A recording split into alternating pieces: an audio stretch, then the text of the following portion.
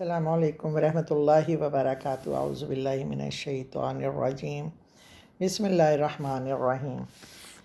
زندگی اور موت کی حقیقت بیان کرنے کے ساتھ ساتھ اب اہل ایمان کو مخاطب کر کے بتایا جاتا ہے کہ کفار اور منافقین کے خیالات کس قدر غلط ہیں، ان کی سوچ کتنی غلط ہے، اور مسلمان ان کی غلط سوچ کو اپنی سوچ سے بالکل الگ کر لیں، ان کی غلط سوچ کے ساتھ بالکل ایگری نہ کریں، کیونکہ جنگی احد میں جو لوگ مارے گئے ان کے منافق رشتہ داروں اور مشرک رشتہ داروں کے لیے یہ تو ایک موضوع بن گیا تھا، اور کافروں کو یہ ٹاپک مل گیا تھا جسے وہ ڈسکس کرتے تھے، اور کافر یہ بات کرتے تھے کہ اگر یہ ہمارے ساتھ رہتے اور ہمارے ساتھ ہی واپس آ جاتے تو وہ نہ مرتے اور آج وہ زندہ ہوتے۔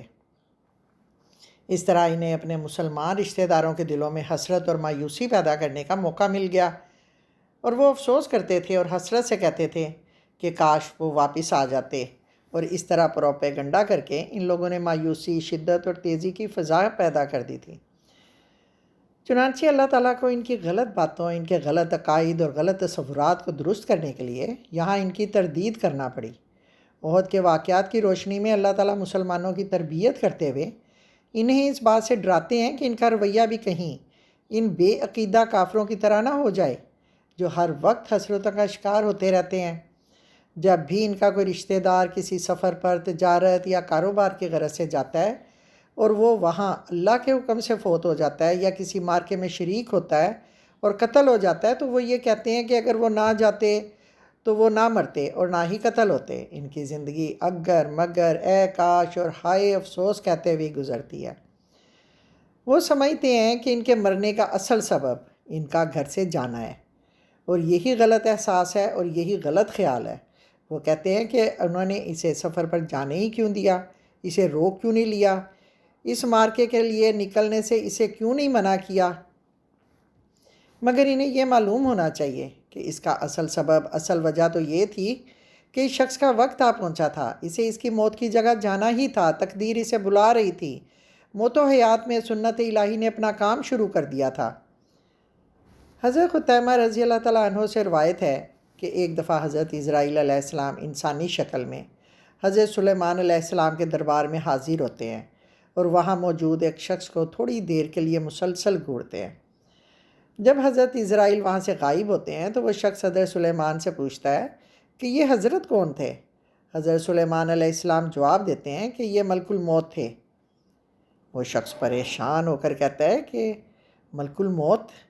مجھے اس طرح دیکھ رہے تھے جیسے میری جان قبض کرنے والے ہوں۔ اس شخص کا خوف اور گھبراہٹ دیکھ کر حضرت سلیمان علیہ السلام نے اس سے پوچھا تو تم کیا چاہتے ہو؟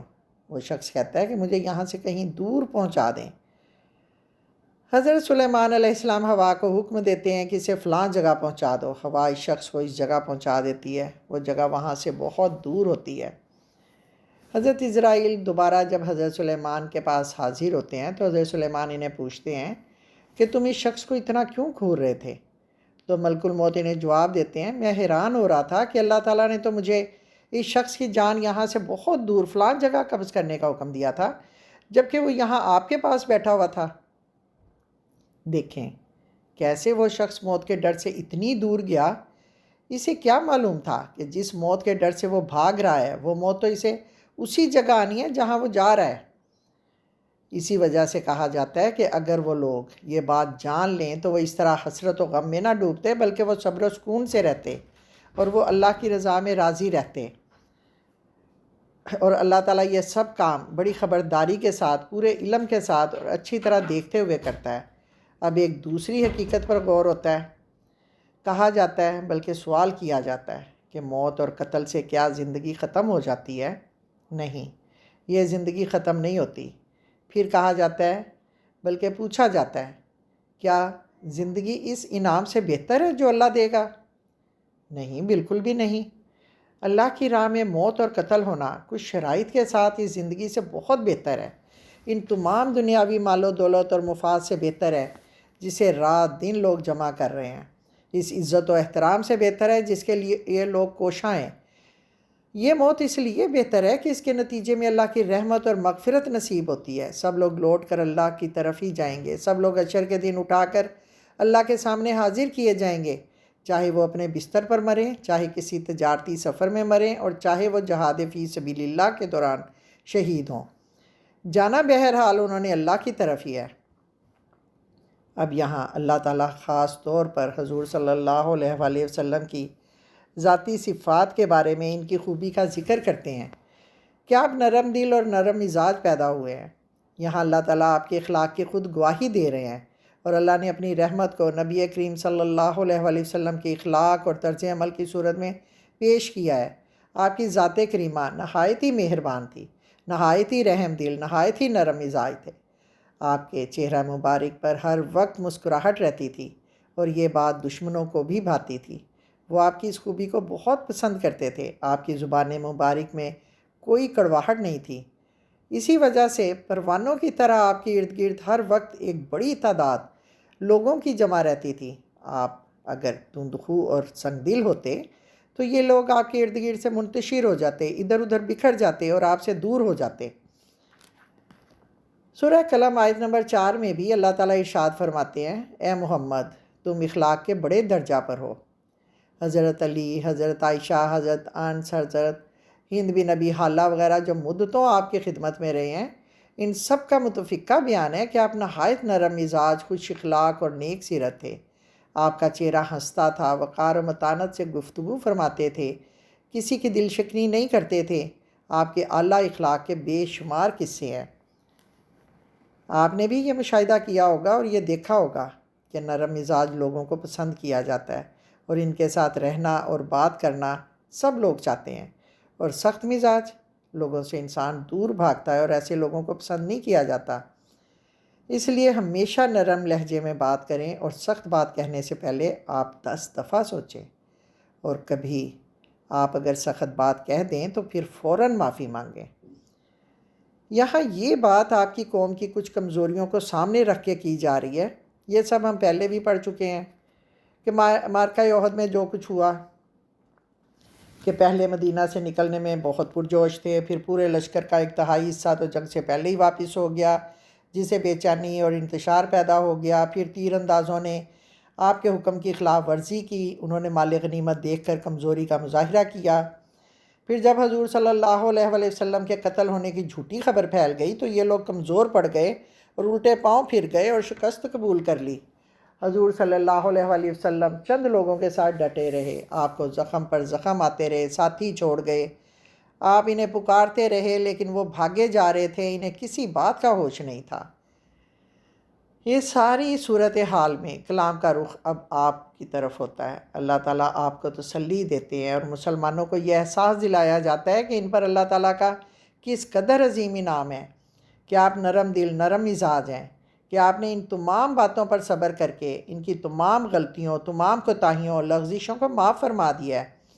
اور حضور صلی اللہ علیہ وآلہ وسلم کو حکم دیا جاتا ہے کہ وہ بھی ان کے عفو و درگزر کا سوال کریں، یعنی اللہ سے ان کی مغفرت کی دعا کریں۔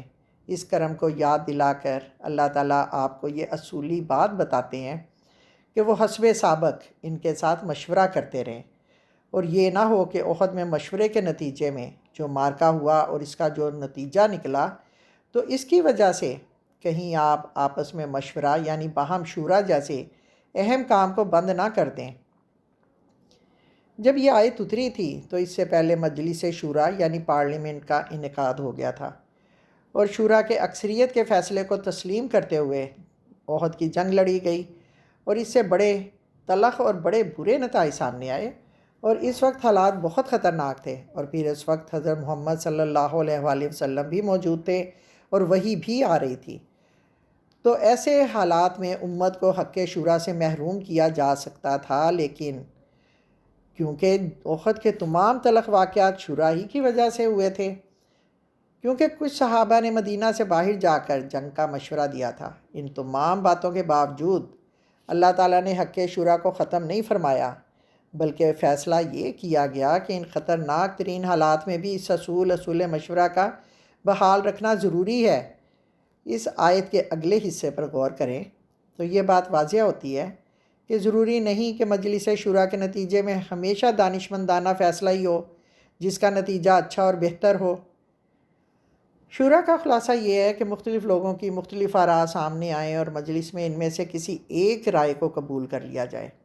پھر جب کوئی فیصلہ ہو جائے تو اس وقت شورا کا کام ختم ہو جاتا ہے، اور اب اس فیصلے کو لاگو کرنے، اس کے نفاذ کا مرحلہ شروع ہوتا ہے، اور اس مرحلے کے لیے پختہ عزم اور فیصلہ کن اقدام کی ضرورت ہوتی ہے۔